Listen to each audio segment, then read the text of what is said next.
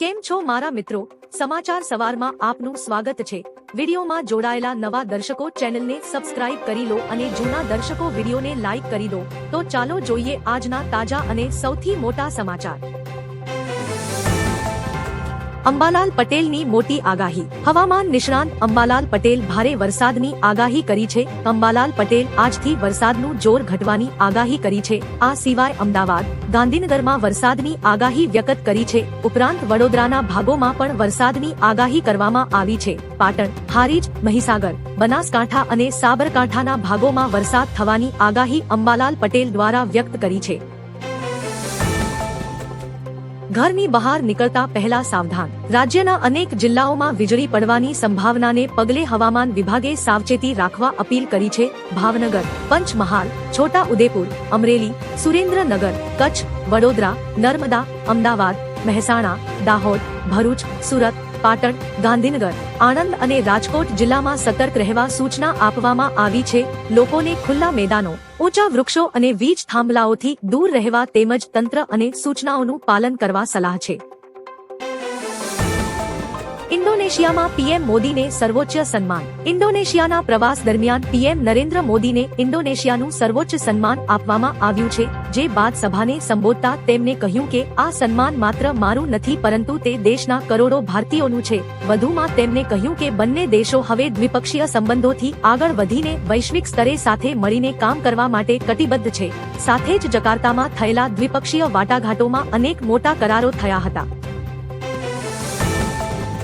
સુરત બેટમાં ફેરવાતા તેની સુરત બગાડી। સુરતમાં ભારે વરસાદના કારણે અનેક વિસ્તારોમાં જળબંબાકારની સ્થિતિ સર્જાઈ છે। સવારથી જ મેઘરાજાની તાબડતોડ બેટિંગ બાદ અનેક વિસ્તારો બેટમાં ફેરવાયા હતા। કતારગામ વિસ્તારમાં ભારે વરસાદ પગલે સોસાયટીઓમાં વરસાદી પાણી ઘૂસ્યું હતું। સાથે જ રસ્તાઓ પર નદી જેવા દ્રશ્યો જોવા મળ્યા હતા। નીચાણવાળા વિસ્તારોમાં પાણી ભરાતા જનજીવન પ્રભાવિત થયું છે। તેલના ભાવમાં ભડકો। મોંઘવારીના માર વચ્ચે સામાન્ય જનતાને વધુ એક ફટકો પડ્યો છે।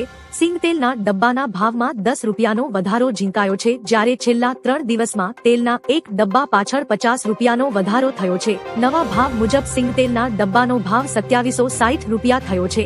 જ્યારે કપાસિયા તેલના ડબ્બામાં 20 રૂપિયાનો વધારો થતા નવો ભાવ 2640 રૂપિયા થયો છે।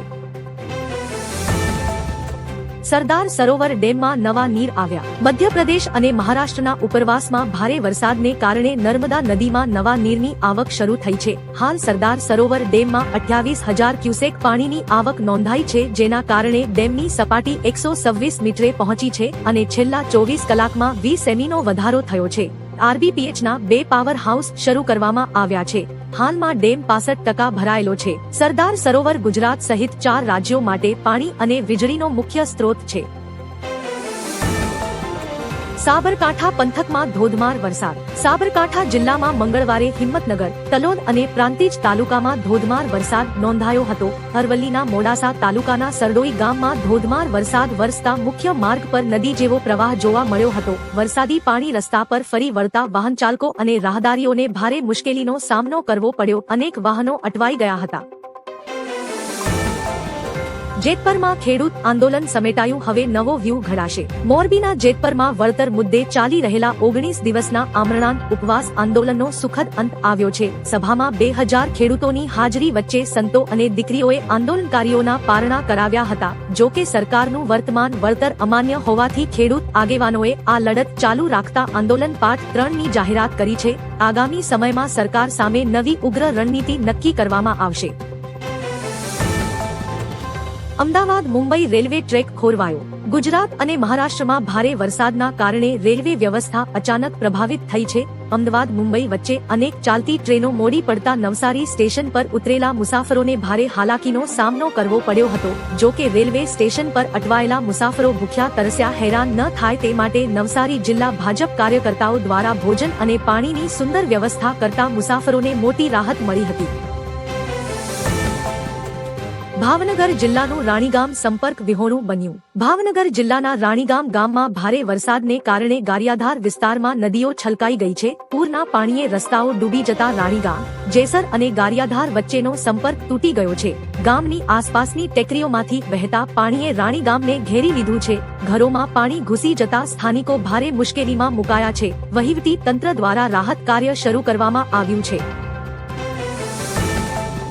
ગુજરાતના સાપનું ઝેર બનશે સંજીવની. ગુજરાતમાં સર્પદંશથી થતા માનવ મૃત્યુ ઘટાડવા વન મંત્રી અર્જુન મોઢવાડિયાએ મહત્વની પહેલ કરી છે. વલસાડના ધર્મપુર સ્થિત સ્નેક રિસર્ચ ઇન્સ્ટિટ્યૂટ દ્વારા સ્થાનિક ઝેરી સાપોનું ઝેર તેલંગાણાની વિન્સ બાયો પ્રોડક્ટ્સ કંપનીને સોંપાયું છે. WHOની માર્ગદર્શિકા મુજબ એકત્ર કરાયેલા આ ઝેરથી હવે ગુજરાત માટે ખાસ પ્રદેશ વિશિષ્ટ એન્ટી સ્નેક વેનમ તૈયાર કરવામાં આવશે, જે રાજ્યમાં ટૂંક સમયમાં જ ઉપલબ્ધ થશે. ભારે વરસાદ વચ્ચે પોલીસનું રેસ્ક્યુ ઓપરેશન. સુરતમાં વરસાદ વચ્ચે પોલીસનું સાહસિક રેસ્ક્યુ ઓપરેશન કરવામાં આવ્યું. સરથાણા પોલીસે જીવન જોખમે શાળામાં ફસાયેલા બાળકોને સુરક્ષિત બહાર કાઢ્યા. અતિભારે વરસાદના કારણે શાળાના વર્ગોમાં પાણી ભરાતા 37 છોકરાઓ અને 12 સ્ટાફ સભ્યો ફસાઈ ગયા હતા. સરથાણા પોલીસની ત્વરિત કાર્યવાહીથી તમામને સુરક્ષિત સ્થળે પહોંચાડવામાં આવ્યા. ગુજરાતમાં પ્રથમ એરફિલ્ડ રબર ડેમ. ગુજરાતમાં પ્રથમ વખત સાઉથ કોરિયાની આધુનિક ટેકનોલોજીનો ઉપયોગ કરીને 2 એરફિલ્ડ રબર ડેમનું નિર્માણ કરવામાં આવી રહ્યું છે. છોટાઉદેપુર જિલ્લાના રાજવાસણા ખાતે હેરણ નદી પર 82 કરોડથી વધુના ખર્ચે અને તાપી જિલ્લાના અંબિકા નદી પર 79 કરોડથી વધુના ખર્ચે આ આધુનિક રબર ડેમ તૈયાર થઈ રહ્યા છે. આ પ્રોજેક્ટ પૂર્ણ થયા બાદ પાણીના સંગ્રહમાં વધારો થશે, સિંચાઈની સુવિધા મજબૂત બનશે. હનુમાનજીની મૂર્તિ ખંડિત અને દાનપેટી ચોરી. મહીસાગર જિલ્લાના ખાનપુર તાલુકાના ડોલરિયા ગામમાં અજાણ્યા તસ્કરોએ પ્રાચીન હનુમાનજી મંદિરમાં ચોરી કરી મૂર્તિને ખંડિત કરી અને દાનપેટી ચોરીને ફરાર થઈ ગયા. સવારે ઘટના સામે આવતા ગ્રામજનોમાં ભારે રોષ ફેલાયો હતો. જાણ થતાં બાકોર પોલીસ ઘટના સ્થળે પહોંચી સ્થિતિ કાબૂમાં લીધી અને અજાણ્યા શખ્સો સામે ચોરી તેમજ ધાર્મિક લાગણી દુભાવવા અંગે ગુનો નોંધી તપાસ શરૂ કરી છે.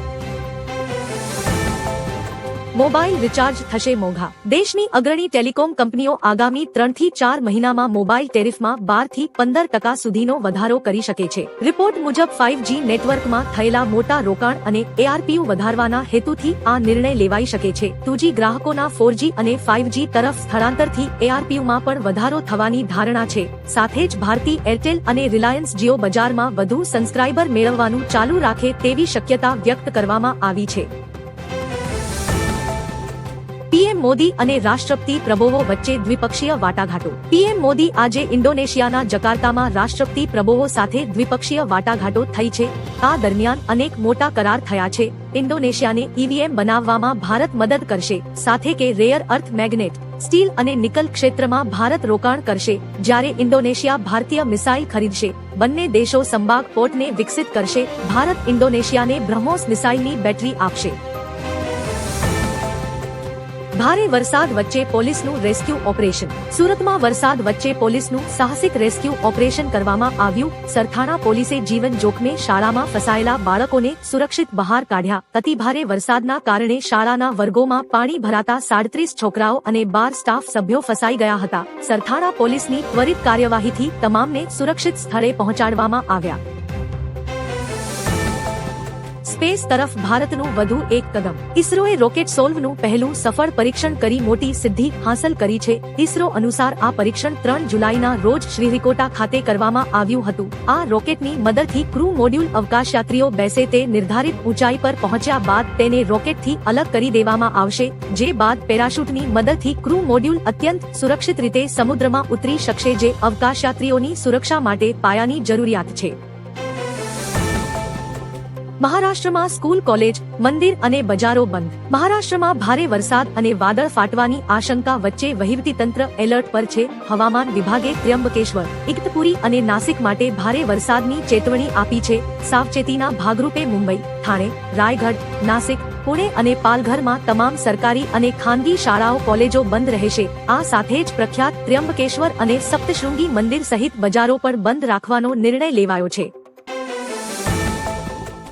દર મહિને મળશે 2500 રૂપિયા। દિલ્હી સરકાર મહિલા સમૃદ્ધિ યોજના રક્ષાબંધનના તહેવાર પર શરૂ કરવાની તૈયારીમાં છે। સૂત્રો અનુસાર આ યોજનાનો ઔપચારિક શુભારંભ 28 ઓગસ્ટના રોજ કરવામાં આવી શકે છે। સરકારે તમામ તૈયારીઓ પૂર્ણ કરી લીધી છે। યોજના હેઠળ પાત્ર મહિલાઓને દર મહિને 2500 રૂપિયા તેમના બેંક ખાતામાં જમા કરવામાં આવશે। આ યોજનાની શરૂઆત પીએમ મોદી કરી શકે છે, જો કે આ બાબતે હજુ સુધી કોઈ સત્તાવાર જાહેરાત કરવામાં આવી નથી।